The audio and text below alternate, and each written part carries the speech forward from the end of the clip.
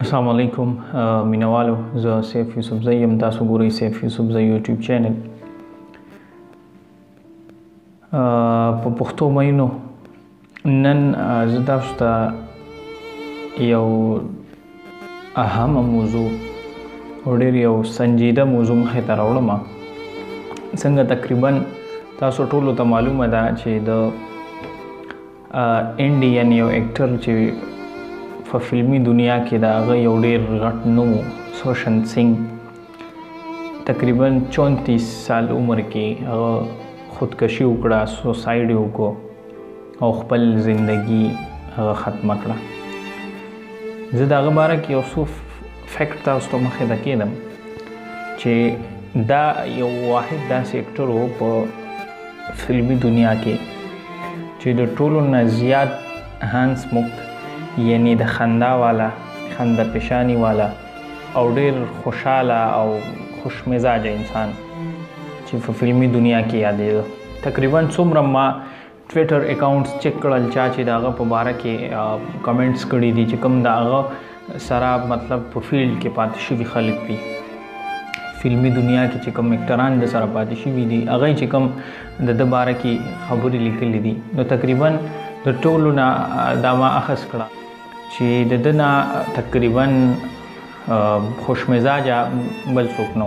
ډیر زیات خوش مزاجه او خنده پیشانه والا، هر ټایم خنده اور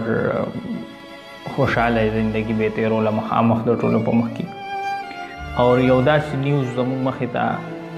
رالل نن ورځ باندې چې هغه سوسایډ وکړو ممبئی کې، هغه په خپل کمره کې په کور کې چې کوم دی نو هغه مړ میلاو شو. چې کله بیا هغه رپورټ راغی نو هغه سوسایډ شو یعنی خودکشي کړې وه. دویم یو څیز تاسو له مخې ته کوم چې د ده نیټ ورث چې و، د ده آمدن چې و نو $8 میلیون دا د ده آمدن و، یعنی پاکستانی روپو کې که دا موږ واړو 8 میلیون یعنی $80 लाख امریکن ډالر که دا مونږ پاکستانی روپو ته واړو نو د دې نه جوړیږي تقریبا 1 ارب 31 کروڑ صد پاسه روپۍ. 1 ارب 31 کروڑ صد پاسه یعنی مونږ به داسې ووایو چې 1.5 ارب روپۍ د دې نه جوړیږي چې تقریبا دا یو ډېر غټ اماونټ دی او ډېر لګژري او ډېر د مزو. او چې کوم زمونږ دلته کې یو پولیټیشنز او یا مطلب چې کوم دا مالدار خلک دي هغه څنګه زندگی تیروي، د هغې نه یو بهترینه زندگی هغه تیروله، خو هغه نن سوسایډ کوي 34 سال په عمر کې، ینګ ایج کې. وجوهات څه کیدی شي، دا ډپریشن د چرته نه راځي. ټیک شو، هم دا سیز لږ که تاسو د دې باره کې سوچ وکئ. همدې سره سم زه تاسو ته دا یو موضوع یو ټاپک ما تاسو له نن راوړی دی. نو که زه تاسو ته مخکې لږ څیزونه نور مخې ته راولم، د انډیا د اکټر نه به لږ مونږ خپل KPK ته راشو. څه معلومات ما وکړل هغه زه تاسو سره لږ شیر کړم. په 2018 کې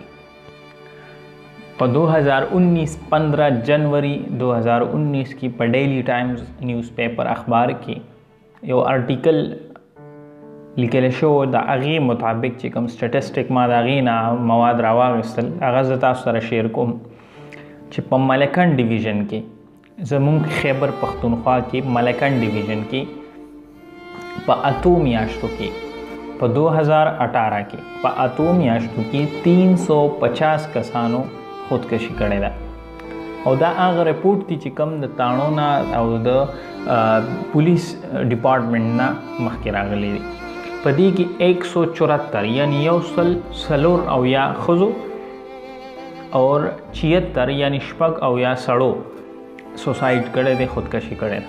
اور پلس په دې کې دا خبره لیکلې ده چې په دې کې زیات تعداد د سټوډنټانو دی، یعنی سټوډنټان زیات تر په دې کې شامل دي چې هغه سوسایډ کړی دی.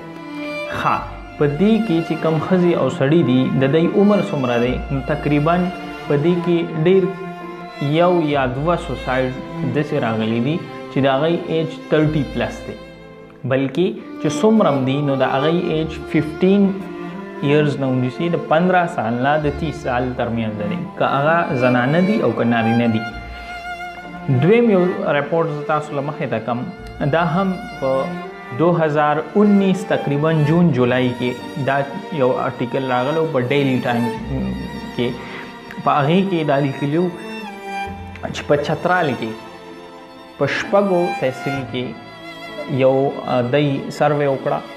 168 یو سل 88 خودکشۍ کیسونه راغلي دي، په دې کې 4 د پاسه 100 زنانه دي اور 4 په دې کې نارینه دي. اوس په دې کې د دوی ایج څومره دی نو ایج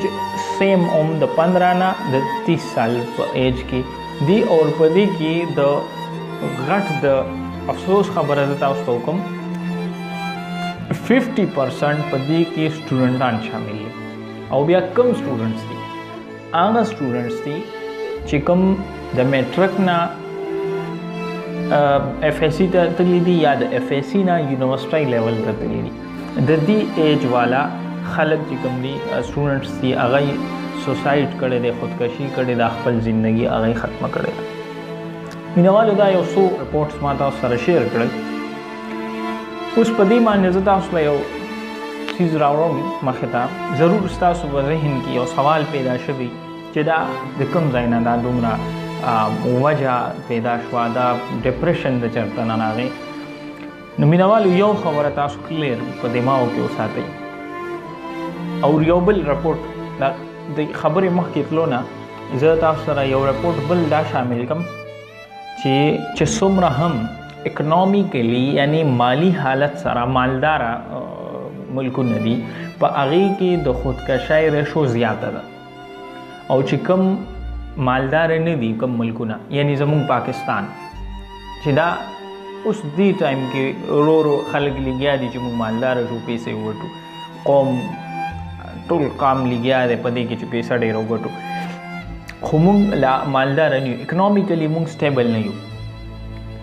نو په داسې ملکونو کې د سوسایډ ریشو اور د خودکشۍ ریشو چې دا نو هغه کمه ده، او چې څومره مالداره ملکونه دي په هغې کې د سوسایډ ریشو زیاته ده. د دې نه یو پوینټ به تاسو ته کلیر شوی چې مال دولت پیسه دې سره د انسان زندگی خوشحاله نه تیریږي. ها ضرورت ضرور دی،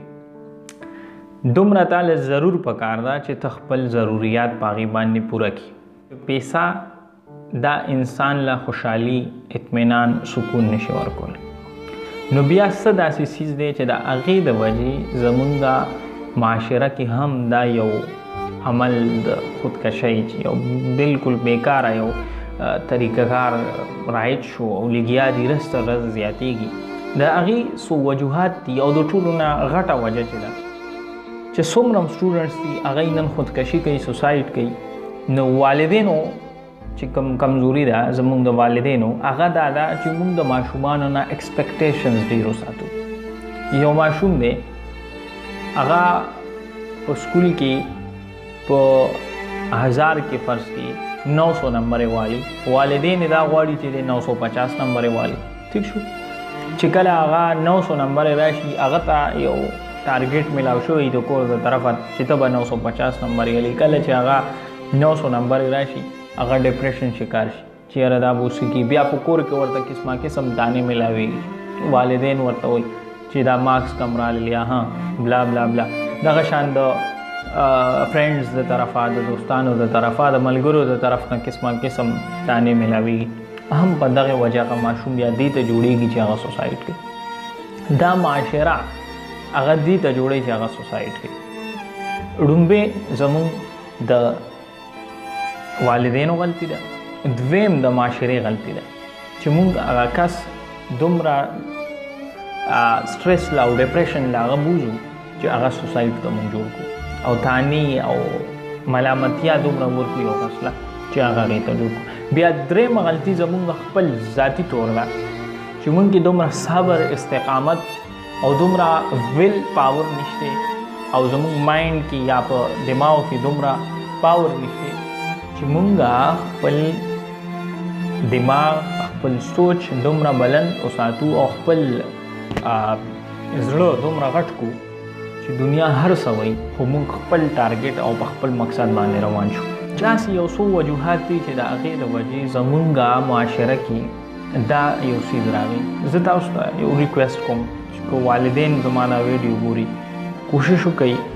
چې ستاسو ماشومان دي هغوی کم فیلډ ته تلل غواړي هغه فیلډ هغوی ته پرېږدئ چې هغه فیلډ ته لاړ شي. یا نور داسې د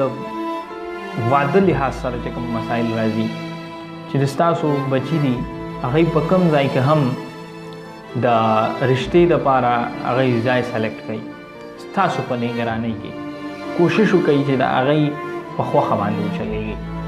ها هغه نور تاسو پوهېږئ چې یاره دې ځای کې فرض کې دا رشته د ده دپاره ښه نه ده یو په ښه طریقه باندې هغه ګایډ کوي. ټیک شو چې دا یو طریقه کار دی چې داسې نور هم د دنیا فیکټرز دي. دا ما صرف یو 2-3 فیکټر تاسو ته ولې چې دومره یو شارټ ویډیو کې په لږ ټایم کې زه دا ټول پوینټس مخې له نشم راوړی کافي ټایم به لګي انشاءالله ټایم ټو ټایم به زه تاسو له دا مخې ته راوړم خو دا په ذهن کې ضرور وساتئ. اخیري یو ریکویسټ زه تاسو ټولو ته کوم چې د هر انسان خپله زندگی ده که هغه والدین دي هغوی خپله یو زندگی ده هغوی خپله تاسو یو والدین یې تاسو خپله یو زندگی انجوای کړې ده تاسو خپل وخت تیر کړی دی تاسو نه څه جوړېدل هغه مو کړي دي. د بچو نه دومره ایکسپیکټیشنز مه ساتئ دومره امیدونه د بچو نه مه کېدئ. ها ګایډ هغوی ضرور کوي هغوی له نصیحت ضرور ورکوي هغوی باندې خرچ ضرور وکوي هغوی تربیت ضرور وکوي خو د هغوی نه امیدونه غټ غټ امیدونه او غټ غټ ایکسپیکټیشنز مه ساتئ. ها وساتئ ترې نه ضرور وساتئ خو د هغه د صلاحیت مطابق وساتئ او که تاسو د هغوی صلاحیتونه خپله نشئ جان پړتال د هغوی نشئ کولی نشئ راوباسلی دا اکیډمي موږ هم تاسو له روانه کړې ده. دلته راشئ موږ سره کښېنئ موږ به د ستاسو ماشوم چې کم صلاحیتونه دي هغه به تاسو ته وښایو هغه به راوباسو هغه به په سوچ باندې مجبوره کړو. تاسو خپله یا د ستاسو بچي یا د ستاسو څوک دوست هغه ډپریشن شکاري دلته راولېږئ هغوی چې هغه موږ ټریټمنټ د هغه وکړو هغه کښېنو د هغه کاونسلینګ وشي هغه د ډپریشن نه راوباسو د سټریس نه راوباسو. یا داسې تاسو چې داسې کسان وي چې هغوی خپل خبرې د ملګرو سره نشي شیر کولی څه مشکلات یې ورته چا سره په کور کې یا مطلب چا سره هم نشي شیر کولی دا کیریر کونسلر یا لایف کوچ دا هم د دې دپاره دا یو تاسو سره موږ اپرچونیټي راوړې ده په مردان ډسټرکټ کې زموږ دا اکیډمي ده دلته کې تاسو آفس ته راتلی شئ په فون باندې تاسو اپاینټمنټ اخیستی شئ تاسو ته څه قسم هم په زندګۍ کې مسله مینوالو دا زندگی یو پیره ملاویږي صرف یو پیره ملاویږي زندگی بار بار نه ملاویږي دا ډېره ښکلې تیره کوي او د دې زندګۍ د هر سانس د هر سیکنډ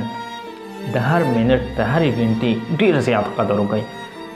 دا بالکل ځان له مه ضایع کوئ او بیا په داسې طریقه باندې د دې اختتام مه کوئ چې تاسو چې کوم راروانه زندگی د آخرت ته چې هغه هم د ستاسو په تکلیف کې تېره شي.